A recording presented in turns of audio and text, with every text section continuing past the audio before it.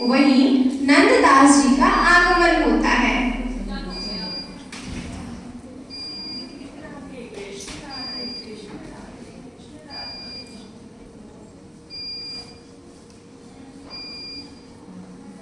राम महाराज जी आप कहाँ से पधारे हैं? हम अपने गुरुदेव महाराज नरहरिदास जी के साथ शुक्र क्षेत्र राजापुर से यहाँ तीर्थ पर आए हैं। राजापुर से? वहाँ से तो मैं भी हूँ। आपका शुभ नाम क्या है? इस दास का नाम महाराज ने तुलसीदास रखा है। वैसे तो मेरे बचपन का नाम राम बोला था। राम बोला अर्थात मेरे भैया क्या? मैं आपका अनुज नंद, आपके काका काकी जीवाराम और चंपा का पुत्र पंडित आत्माराम और माता तुलसी मेरे ज्येष्ठ पिताजी और माता जी थे।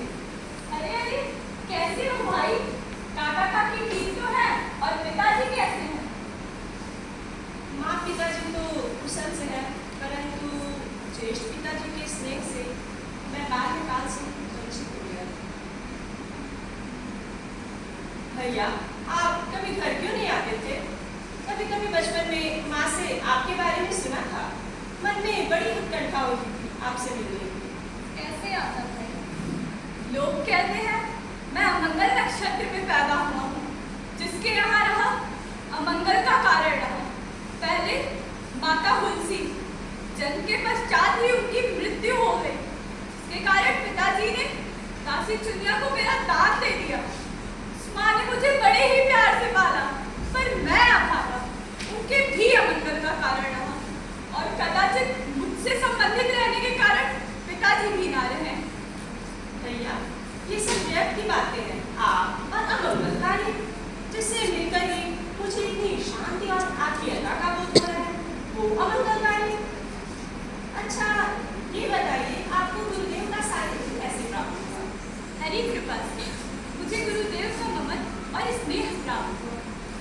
यहाँ माँ की मृत्यु के पश्चात लोगों ने मुझे अमंगलकारी के मेरा परित्याग कर दिया था। सुबह मैं मात्र 5 वर्ष का था। माँ की छत्र छाया से दूर, खून से व्याकुल मैं दर दर भटकता रहा।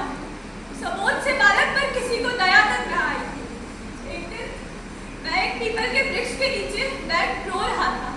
तभी ममता और स्नेह से भरे हाथों का मुझसे स्पर्श हुआ। मैंने सिर उठाकर देखा तो मेरे पूज्य गुरुदेव नरहरिदास जी थे। वे मुझे अपने साथ वराहदेव के मंदिर अपने निवास स्थान ले गए और उस दिन से मेरे माता पिता उन्होंने ही मेरा पालन पोषण किया और मेरा गुरु होना भी स्वीकार किया। आपने कितनी विपत्तियों को झेला है भैया, और एक हम है जो माँ पिताजी से कष्ट करके यहाँ तीर्थ यात्रा पर आए। अब यहाँ से हमें द्वारका जाना है। अच्छा मैंने सुना है आप भगवान श्री राम के जीवन पर आधारित महाकाव्य रचना कर रहे हैं। हाँ, रामचरितमानस। आप महान है भैया। महान मैं नहीं, महान तो रत्नावली है। रत्नावली? हाँ, मेरी धर्मपत्नी, जिससे आशक्त हो मैं भक्तिपद से विमुख हो गया था। समय रहते उसने मुझे सचेत कर दिया। रत्नावली की ताड़ना